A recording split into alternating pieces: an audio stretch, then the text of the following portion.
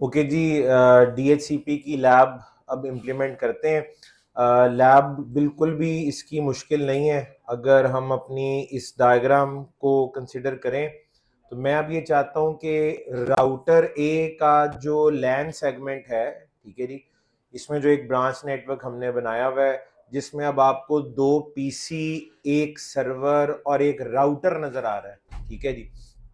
इन पे अब हम आईपी एड्रेसेस जो हैं वो चाहते हैं कि डायनेमिकली असाइन हो। अच्छा, आपका कोई भी नेटवर्क हो ना, तो उसमें सारे आईपी जरूरी नहीं होता कि आप डायनेमिकली असाइन करें। कुछ आईपी एड्रेसेस आप स्टैटिकली भी असाइन कर सकते हैं, यानी एक नेटवर्क में कुछ आईपी एड्रेसेस डायनेमिकली कॉन्फ़िगर हो जाएं और कुछ आईपी एड्रेसेस हम चाहेंगे कि हम डायनेमिकली यूज करें। मिसाल के तौर पे, अब ये जो सर्वर है, मैंने कुछ अर्सा पहले भी शायद ये मिसाल दी हो कि एक सर्विसेज लेने वाला होता है और एक सर्विसेज देने वाला होता है। जो सर्विसेज देने वाला है उसका आईपी हमेशा स्टैटिक होना चाहिए। सर्विसेज देने वाले को हम आमतौर पे सर्वर कहते हैं। आपके नेटवर्क में अगर कोई सर्वर मौजूद है तो उसका आईपी आपको मैन्युअली ही कॉन्फ़िगर करना चाहिए, क्योंकि डायनामिक के साथ एक प्रॉब्लम है और उसका आपको पता है क्या प्रॉब्लम है जी। डायनामिक के साथ वो चेंज हो जाता है। लेट से मैंने अपने सर्वर की किसी को एक्सेस देनी है, मैं कहता हूं ये वेब सर्वर है या डीएनए सर्वर है, तो हम दूसरों को कैसे बताते हैं? उसके आईपी से बताते हैं ना, कि फलां सर्वर यानी उसका फलां आईपी ये एचटीटीपी है, फलां आईपी डीएनए सर्वर है। ऐसे ही होता है ना। तो मैं अगर दूसरों को बताऊं कि 192 डॉट इसका आईपी पढ़ेंगे 192.168.1.4, मैं सबको ये कहता रहूं जी 192.168.1.4 आपका डीएनएस सर्वर है या एचटीटीपी सर्वर है, ठीक है जी। तो सारे कॉन्फ़िगर कर लें इसको अपने पास और इसका आईपी घंटे बाद चेंज हो जाए तो इसकी तो एक्सेस चली जाएगी ना। तो जिसकी एक्सेस किसी को देनी हो या जिसने कुछ सर्विसेज देनी हो उसका आईपी डायनामिक नहीं होना चाहिए। तो आप लेट से इस नेटवर्क में सर्वर को आईपी देंगे स्टैटिकली या मैन्युअली। एक तो ये आईपी स्टैटिक होना चाहिए, दूसरा ये जो राउटर ए का इंटरफेस आप देख रहे हैं, अच्छा राउटर ए को ही आपने डीएचसीपी सर्वर भी बनाना है ना। यही प्लान है आपका कि राउटर ए को डीएचसीपी सर्वर भी बनाना है। तो आपका ये जो डीएचसीपी सर्वर है इसका अपना आईपी भी मैन्युअली कॉन्फ़िगर होगा। डीएचसीपी सर्वर का अपना आईपी भी मैन्युअली कॉन्फ़िगर होगा। और एक और बात, इस आईपी की एक और खास चीज भी है जिसको मैंने अभी हाईलाइट किया है, ये डिफॉल्ट गेटवे भी तो है। ऐसे ही है ना जी। तो अब डिफॉल्ट गेटवे भी जो होता है वो आईपी भी स्टैटिकली या मैन्युअली कॉन्फ़िगर होना चाहिए उस डिवाइस के ऊपर, क्योंकि अगर ये चेंज हो गया तो लोग अपना गेटवे ढूंढते रह जाएंगे। तो डिफॉल्ट गेटवे का आईपी भी आप कॉन्फ़िगर करेंगे स्टैटिकली या मैन्युअली। कोई सर्वर है तो उसको आईपी भी देंगे स्टैटिकली या मैन्युअली। और जो डीएचसीपी सर्वर होगा, क्योंकि डीएचसीपी सर्वर खुद सर्विसेज देने वाला है, तो उसका अपना आईपी तो होना ही स्टैटिक चाहिए। इसका मतलब यह है कि एक नेटवर्क में सारे ही आईपी हमेशा डायनेमिकली असाइन कराना जरूरी नहीं होता, कुछ आईपी आपको स्टैटिकली भी कॉन्फ़िगर करने होते हैं। मैं चाहता हूं कि इस वाले नेटवर्क में इसका आईपी जो कि 192.168.1.4 है ये भी स्टैटिकली कॉन्फ़िगर हो। दूसरा, राउटर ए का ये जो आईपी है 192.168.1.1 ये भी स्टैटिकली कॉन्फ़िगर हो। लेकिन ये जो बाकी के 3 यूजर्स हैं इनका आईपी डायनामिक हो। इनको हम आईपी असाइन करेंगे डायनामिकली, इनको आईपी असाइन करवाएंगे हम डायनामिकली। तो टेक्निकली इस नेटवर्क में डीएचसीपी क्लाइंट कितने होंगे? 3, 1, 2 और ये 3। इसका भी आईपी स्टैटिक होगा और इसका आईपी भी स्टैटिक होगा, ठीक है। तो एक नेटवर्क में कुछ आईपी स्टैटिकली कॉन्फ़िगर होंगे और कुछ आईपी डायनामिकली कॉन्फ़िगर होंगे। अब ये चीज ज़हन में रखते हुए हम डीएचसीपी सर्वर की कॉन्फ़िगरेशन का आगाज करते हैं जी। और ये मैं डायग्राम क्लियर कर लेता हूं। राउटर ए पे आते हैं। राउटर ए भी है, ये हमारा डिफॉल्ट गेटवे भी है और हम इसको अब डीएचसीपी सर्वर भी बनाने लगे हैं। उसके लिए करना क्या होता है जी, ग्लोबल कॉन्फ़िगरेशन मोड में आए। जो सबसे पहला स्टेप है, ठीक है जी, डीएचसीपी की कॉन्फ़िगरेशन का, वो मैं यहां लिख रहा हूं, ठीक है। वो है जी configure interface IP address statically या मैनुअली। ठीक है जी, एंटर किया। फिर से interface fast Ethernet 0/0, IP address 192.168.1.1, 255.255.255.0, no shut down. ये कमांड्स एग्जीक्यूट क्यों नहीं कर रहा मैं? क्यों नहीं? कमेंट तो हो रहे हैं लेकिन कर क्यों नहीं रहा? क्योंकि ऑलरेडी कॉन्फ़िगर्ड है। लास्ट टाइम कर लिया था ना, तो दोबारा करने की जरूरत नहीं। तो पहला स्टेप ये आपने मेक श्योर करना है कि अपना आईपी आपने दोबारा से अपना आईपी कॉन्फ़िगर करना है, लेकिन हम ऑलरेडी कर चुके हुए थे। तो ये आपका स्टेप नंबर 1 है। अब ये कौन से मोड में आ गया हूं? ग्लोबल मोड में। अब मैं ग्लोबल कॉन्फ़िगरेशन मोड में। कमांड है जी IP DHCP excluded dash address 192.168.1.1। मैं यहां एंटर कर सकता हूं। इसका नतीजा पता है क्या निकलेगा? ये आईपी डीएचसीपी पूल में शामिल नहीं होगा, लेकिन मैं एक रेंज निकालना चाह रहा हूं। रेंज के लिए मैं क्या करूंगा? स्पेस दी और रेंज का आखिरी एड्रेस 192.168.1.10 कर लेते हैं। ये मैंने क्या किया है, 1 से लेकर 10 तक इस नेटवर्क के पहले 10 आईपी मैंने क्या करवा दिए? एक्सक्लूड। यानी मेरे पूल का ये हिस्सा नहीं बनेंगे। पूल से मुराद जिसमें से आईपी निकाल के डीएचसीपी सर्वर क्लाइंट्स में बांटता है। तो इसका मतलब अब ये पहले 10 आईपी तो ये नहीं बांटेगा, क्योंकि मैंने ये एक्सक्लूड करा दी। अब मैं पूल बनाता हूं। पूल की कमांड है आईपी डीएचसीपी पूल। पूल का कोई भी नाम देना होता है। आप एक राउटर पे मल्टीपल पूल्स भी बना सकते हैं। वो क्यों बनाने होते हैं उस पर मैं अभी बात करता हूं, पहले एक तो बना लें। ठीक है जी, आईपी डीएचसीपी पूल, इसका नाम मैं रख लेता हूं माई डैश पूल। कोई भी नाम रखना है, आप अपना नाम रख दें बेशक। तो आईपी डीएचसीपी पूल और उसका अपनी मर्जी का कोई भी नाम। ठीक है जी, पूल में क्या बताना होता है कि नेटवर्क कौन सा है जिसके आईपी असाइन करना है, उसका मास्क यानी सबनेट मास्क क्या होगा, उसके अलावा डिफॉल्ट गेटवे क्या होगा, उसके अलावा डीएनएस सर्वर कौन होगा। यही चीजें आप उम्मीद करते हैं कि आपको आपका डीएचसीपी सर्वर बताए, और सर्वर को हम बताएंगे। तो जनाब सबसे पहले आप कहते हैं जी नेटवर्क 192.168.1.0। भाई नेटवर्क तो ये है ना, नेटवर्क आईडी लिखिए यहाँ पे। तो ये आपका नेटवर्क है और मैं चाहता हूं इस नेटवर्क के आईपी असाइन हो। क्वेश्चन मार्क करें, आगे क्या पूछ रहा है? मास्क। ठीक है, इसका सबनेट मास्क क्या है? 255.255.255.0। इस एक लाइन में दो काम हो गए, नेटवर्क भी असाइन हो गया है, सबनेट मास्क भी असाइन हो गया है। इस नेटवर्क के ये आईपी असाइन करेगा और सबको सबनेट मास्क क्या बताएगा? 255.255.255.0। ठीक है, अब इस नेटवर्क के 10 आईपी आप एक्सक्लूड करा चुके हैं ऑलरेडी, तो ये कहां से शुरू करेगा? 11 से। पहले 10 तो निकाल दिए, 11 से लेकर 254 तक ये आईपी असाइन करेगा। ठीक है, और ये तरतीब से ही करता है, और ये कोई हार्ड एंड फास्ट रूल नहीं है। हवावे उल्टी साइड से शुरू करता है। हवावे में पूल बनाओ, वो 254 पहले असाइन करेगा, फिर 253, 252, यहां पे ये शुरू से शुरू करता है, यानी 11, 12, 13, 14, 15 इस तरह से चलेगा। तो ये असाइन हो गया। उसके बाद क्या रह गया जी? डिफॉल्ट गेटवे के लिए यहां कमांड डिफॉल्ट राउटर है। Default router means default gateway. तो इस नेटवर्क के डिफॉल्ट गेटवे का आईपी क्या है? यही वाला आईपी है ना, 192.168.1.1। तो आप लिख दें यहाँ पे जी 192.168.1.1। अब ये जिस जिसको बताएगा ये वाला डिफॉल्ट गेटवे बताएगा, यानी पहला आईपी जो ये किसी को देगा ना वो होगा 192.168.1.11। उसका मास्क होगा 255.255.255.0 और उसका गेटवे बताएगा ये 192.168.1.1। अब एक और चीज भी रहती है, वो ऑप्शनल भी है, अगर आपको जरूरत नहीं है आप ना बताएं। लेकिन अगर आपके नेटवर्क में डीएनएस सर्वर है और आप अपने क्लाइंट को डीएनएस सर्वर के बारे में बताना चाहते हैं, डायनामिकली बताना चाहते हैं, तो उसका तरीका ये होगा, आप कहेंगे जी डीएनएस डैश सर्वर, और आपके नेटवर्क में क्या इस वक्त कोई डीएनएस सर्वर है? इस नेटवर्क में तो नहीं है। इस तस्वीर में टोटल 3 नेटवर्क्स है ना, इस तस्वीर में टोटल 3 नेटवर्क्स हैं। एक डीएनएस सर्वर यहाँ पे एक्टिव मौजूद है, ये वाला। वैसे तो हमने राउटर बी को भी बनाने की कोशिश की थी, लेकिन एक कमांड वहां चली नहीं थी, इसलिए वो डीएनएस सर्वर के तौर पे काम नहीं कर सकता। ये तो कर सकता है ना। इसका आईपी क्या है? 192.168.2.4।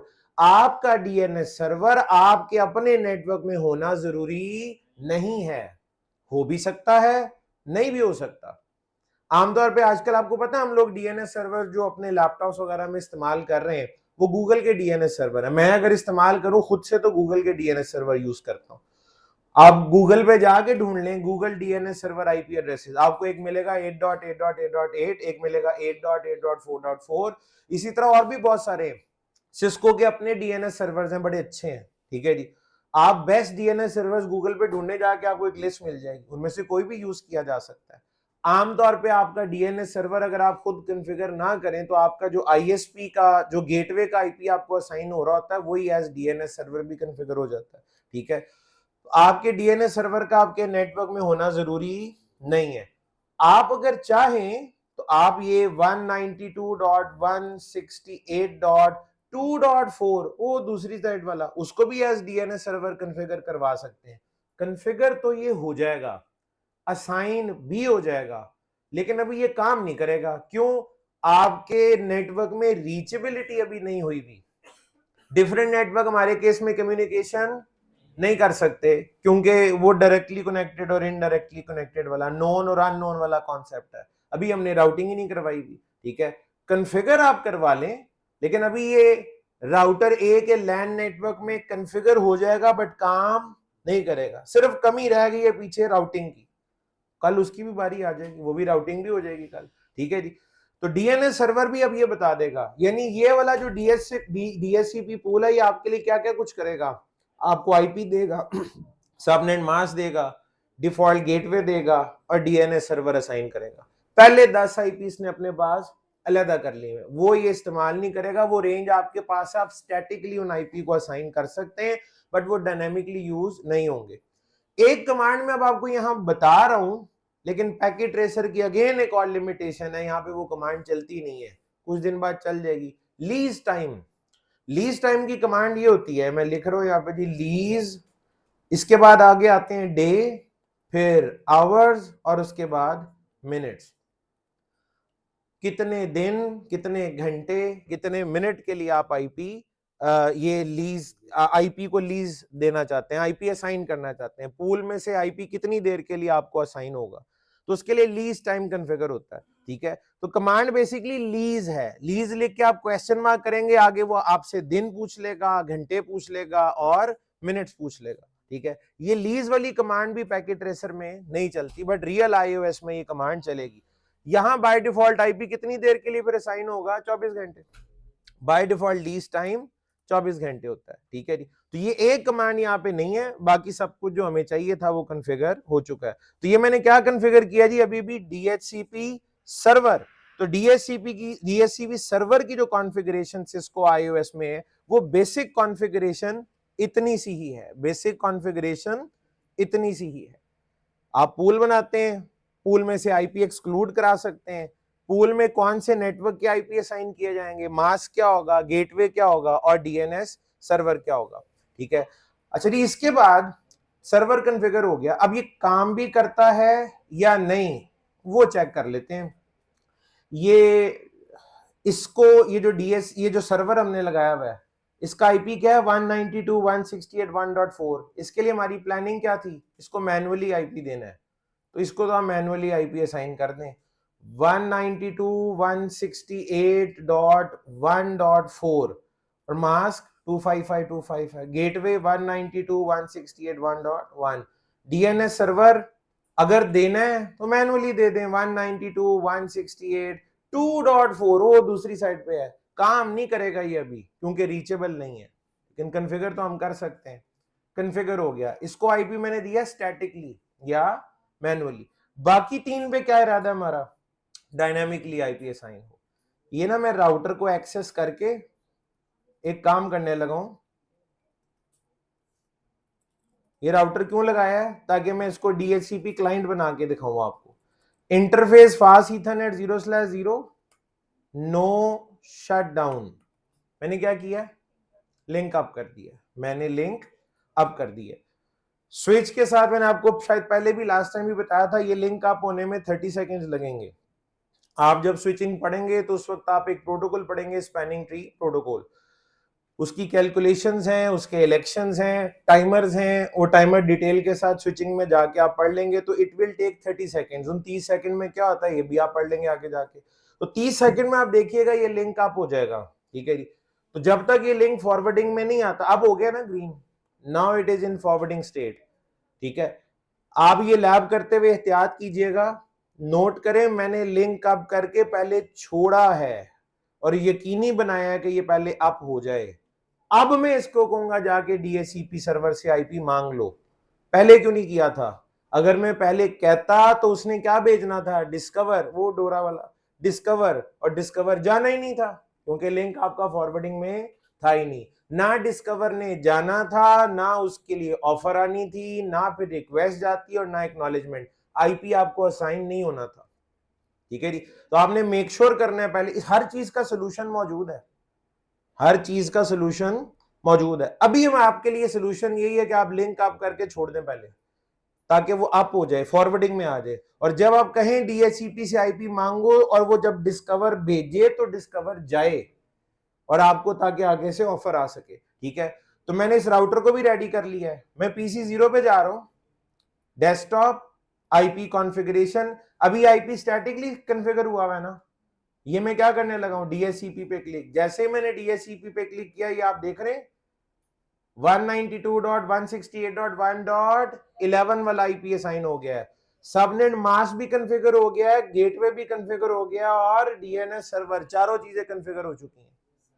सिमिलरली मैं अब इस वाले सिस्टम पे आता हूं, पीसी 1 पे, desktop IP configuration static select हुआ है, मैं क्या करने लगा हूं, डीएचसीपी, जैसे डीएचसीपी पे क्लिक किया 192.168.1.12 तो आईपी असाइन हो रहा है, गेटवे असाइन हो रहा है, सर्वर असाइन हो रहा है। अब काम आपके लिए काफी आसान हो चुका है।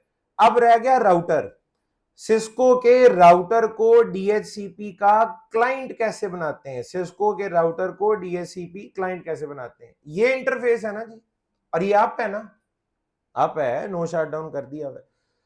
इस पे अगर हमने स्टैटिकली आईपी असाइन करना हो तो कैसे करते हैं, आईपी एड्रेस और आगे आईपी लिखते हैं। आज हमने आईपी कैसे असाइन करना है इस पे, डीएचसीपी के थ्रू। तो आप कमांड देंगे आईपी एड्रेस और आगे लिखेंगे डीएचसीपी, कि तुम जाके आईपी किससे मांगो, डीएचसीपी से। तुम क्या करो, डिस्कवर भेजो, वो तुम्हें ऑफर भेजेगा, फिर तुम रिक्वेस्ट भेजोगे, फिर वो तुम्हें एक्नॉलेजमेंट में आईपी तुम्हारे लिए रिलीज कर देगा। एंटर करते हैं और थोड़ी देर में आपको लॉग मैसेज नजर आ रहा है, वो कहते हैं आईपी असाइन हो गया। और क्या आईपी असाइन हुआ है, 192.168.1.13। आपको ना एक और कमांड भी अभी दिखाता हूं जो कि लास्ट टाइम आपने भी नहीं देखी थी। इंटरफेस अप हो गया है, आप वेरीफाई कैसे करते हैं, शो इंटरफेस फास्ट ईथरनेट 0/0, यही है ना, up and down, administratively down and down, वही नजर आता है। एक और कमांड आपको दिखा रहा हूं, कमांड है show IP interface brief, show IP interface brief. इस सिस्को आईओएस की बड़ी जबरदस्त कमांड है। इस कमांड से क्या होता है, एक टेबल की शक्ल में आपको राउटर के जितने भी इंटरफेसेस हैं उन सारों का स्टेटस एक साथ दिख जाएगा। एक कॉलम में इंटरफेसेस होंगे, उनके सामने उनके आईपी होंगे, उनके आगे उनका स्टेटस लिखा होगा कि अप है या डाउन। तो कमांड क्या जी, show IP interface brief. Enter करते हैं और जरा देखिएगा यहां पे तीन टोटल इंटरफेस आपको नजर आ रहे हैं, बल्कि जी बिल्कुल, यहां पे आपको जो इंटरफेसेस दिखाई दे रहे हैं इस वाले पे, ये तो अभी लगाया ना, 3 इंटरफेस नजर आ रहे हैं। एक वर्चुअल इंटरफेस है, ये हमने इसको नहीं कॉन्फ़िगर किया, पहले से मौजूद। 2 इसके पास फास्ट ईथरनेट इंटरफेसेस मौजूद है, ठीक है जी, और सबका स्टेटस दिख रहा है। इसका आईपी कॉन्फ़िगर्ड है, मेथड कौन सा है, डीएचसीपी। अप एंड अप का मतलब हार्डवेयर भी अप है और लाइन प्रोटोकॉल भी अप है, और बाकी सारों का क्या स्टेटस है, एडमिनिस्ट्रेटिवली डाउन एंड डाउन। तो ये कमांड बड़ी यूजफुल है, यानी अगर आपके मल्टीपल इंटरफेसेस हो, मैं राउटर ए पे जाता हूं, शो आईपी इंटरफेस ब्रीफ, इसके आपने 2 इंटरफेस कॉन्फ़िगर किए थे, लैन वाला भी और वैन वाला भी, लैन वाला भी और वैन वाला भी। शो आईपी इंटरफेस ब्रीफ को एंटर करते हैं। यहां पे देखें आपको इसमें तो वैन वाले कार्ड भी लगाए हुए हैं ना हमने, तो वैन पोर्ट्स भी नजर आ रही हैं। फास्ट ईथरनेट का आईपी ये है, आईपी आपने मैनुअली कॉन्फ़िगर किया, डीएचसीपी से नहीं मिला, और स्टेटस अप एंड अप है। सीरियल 000 आईपी कॉन्फ़िगर्ड है और स्टेटस अप एंड अप है। बाकी सारे बाय डिफॉल्ट एडमिनिस्ट्रेटिवली डाउन होते हैं, तो वो आपको डाउन नजर आ रहे हैं। ठीक है जी, तो ये कमांड ज्यादा यूजफुल है। कौन सी? Show IP interface brief. Router पे मौजूद तमाम इंटरफेसेस एक ही दफा दिख जाते हैं। तो ये इस राउटर को जो है वो आईपी असाइन हो गया जी। किसने किया है? डीएचसीपी से। और कमांड कॉन्फ़िगर मतलब इसको क्लाइंट बनाने का तरीका कार क्या है? सिंपल, आप कहेंगे आईपी एड्रेस कॉन्फ़िगर करो फ्रॉम डीएचसीपी। मैनुअली आपने आईपी असाइन नहीं करना। ठीक हो गया जी। तो सिस्को के राउटर को डीएचसीपी क्लाइंट बनाने का तरीकाकार ये है। और सर्वर कैसे बनाते हैं वो मैंने आपके सामने कॉन्फ़िगर कर दिया है। अब एक छोटी सी चीज, क्या किसी एक राउटर पे या डीएचसीपी सर्वर पे मल्टीपल पूल्स बन सकते हैं? डीएचसीपी पूल, एक सवाल है। उसका जवाब है जी बन सकते हैं।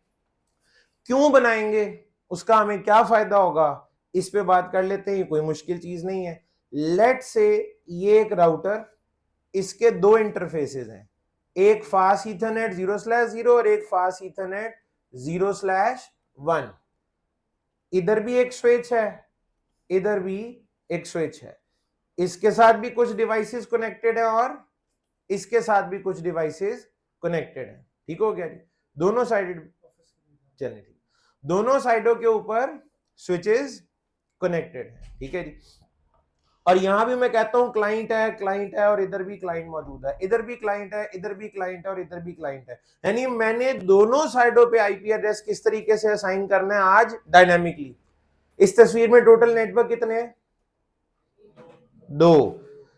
राउटर की कितनी पोर्ट्स हैं? 2।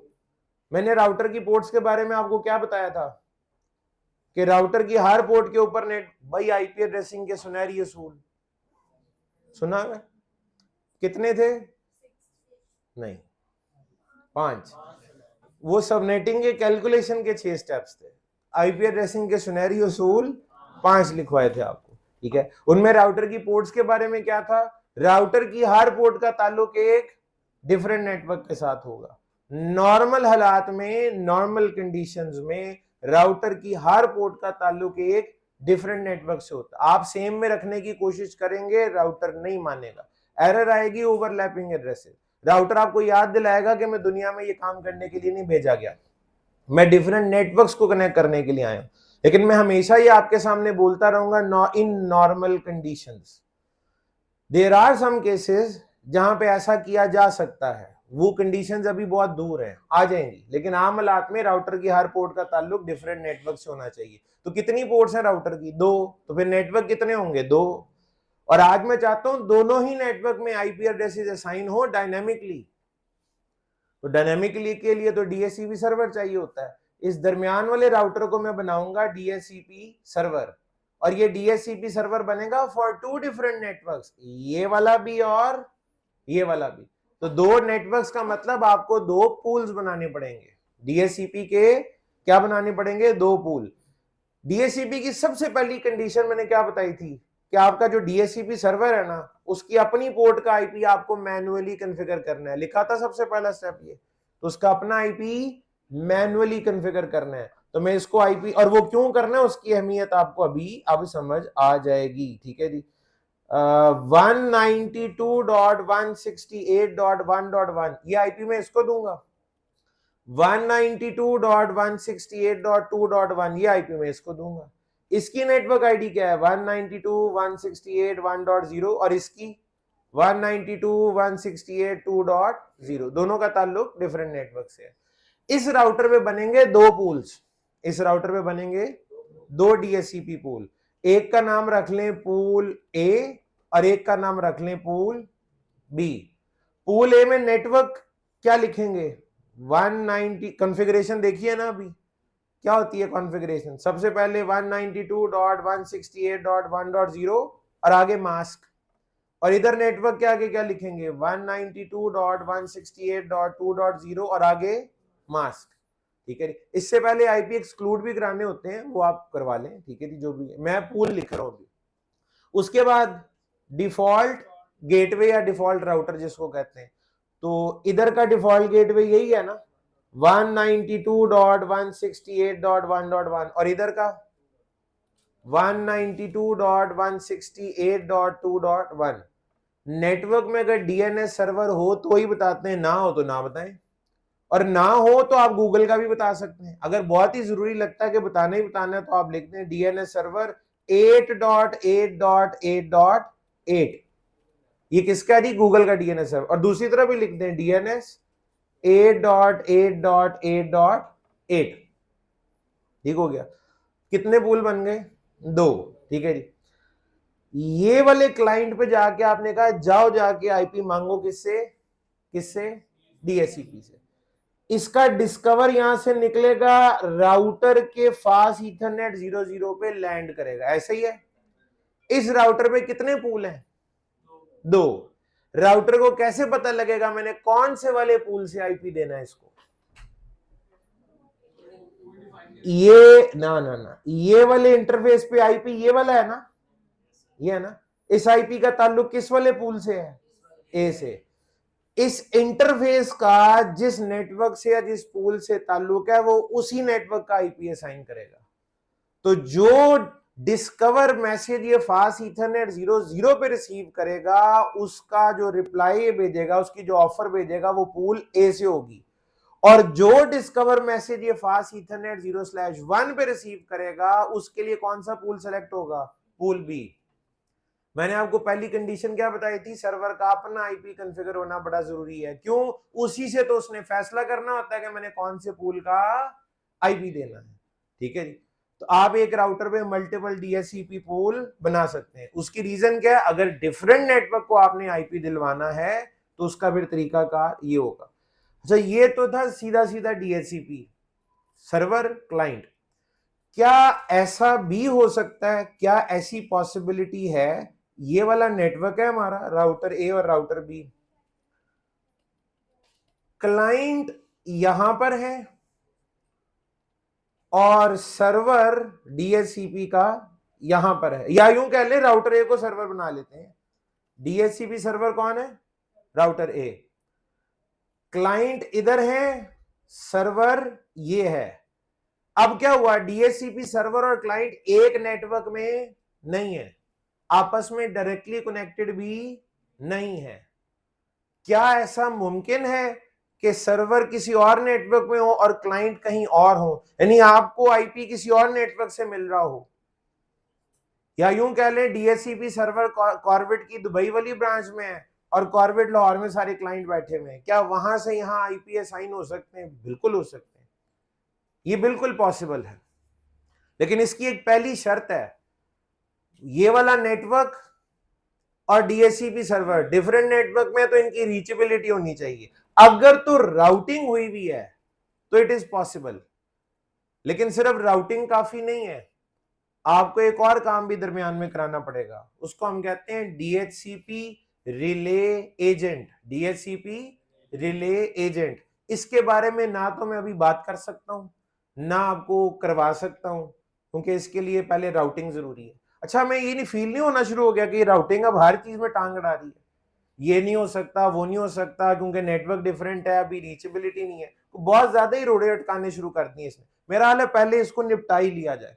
तो हमारा नेक्स्ट टॉपिक अब क्या है जी, राउटिंग। राउटिंग में स्टैटिक राउटिंग भी होती है और डायनामिक भी। हम आगाज स्टैटिक राउटिंग से करेंगे। हमारा कल का जो लेक्चर है उसमें हम स्टैटिक राउटिंग को पढ़ेंगे, इंप्लीमेंट करेंगे। जब स्टैटिक राउटिंग हो जाएगी तो हमारे जितने इस वक्त काम रुके हुए हैं वो सारे होना शुरू हो जाएंगे इंशाल्लाह। कल ही जब स्टैटिक राउटिंग हम कर लेंगे तो डीएनएस सर्वर एक तरफ होगा, क्लाइंट कहीं और होंगे और वो काम करेगा। डीएचसीपी सर्वर अलग नेटवर्क में होगा, क्लाइंट कहीं और होंगे और उन्हें आईपी असाइन हो रहे होंगे। ठीक है जी, तो सारे काम जो डिफरेंट नेटवर्क के होने की वजह से अभी नहीं हो रहे, कल राउटिंग के बाद होना शुरू हो जाएंगे। ठीक है जी, तो अभी कल के लेक्चर का आपको इंतजार करना पड़ेगा। आज जितना पढ़ा है इसे आप रिवाइज करें। आप घर पहुंचे वीडियो पीछे पीछे पहुंच रही है आपके, ठीक है जी। वो मैंने अभी अपलोड नहीं की, ठीक है, तो अभी मैं अपलोड कर देता हूँ आपका लेक्चर, तो ये आपके लिए अवेलेबल होगा। तो इंशाल्लाह मुलाकात होती है आपसे कल, और कल तो आपकी असेसमेंट भी है, और असेसमेंट में क्या आएगा, जो आज पढ़ा है उसी में से कुछ आएगा, और जो माजी में पढ़ा था उसमें से भी आएगा। तो अगर मैंने कल दोबारा पूछ लिया कि यूनिकास्ट और मल्टीकास्ट मैग में क्या फर्क होता है, देखिए आपको चूंकि भूल जाता है, तो आपको याद रखवाने के लिए मुझे पुराने सवाल ऐड करने पड़ेंगे, ठीक है जी। तो पुराने सवाल भी होंगे और नए सवाल भी होंगे, और वो उनका ताल्लुक आज के लेक्चर से ही होगा, ठीक है जी। और आपको पता है मैं लास्ट टाइम मैंने कमांडें भी डाल दी थी, तो कमांडो को गौर आप लोगों ने देख लेना है, ठीक है जी। तो इंशाल्लाह कल मिलते हैं, अपना ख्याल रखिएगा। अल्लाह हाफिज जी, अल्लाह हाफिज।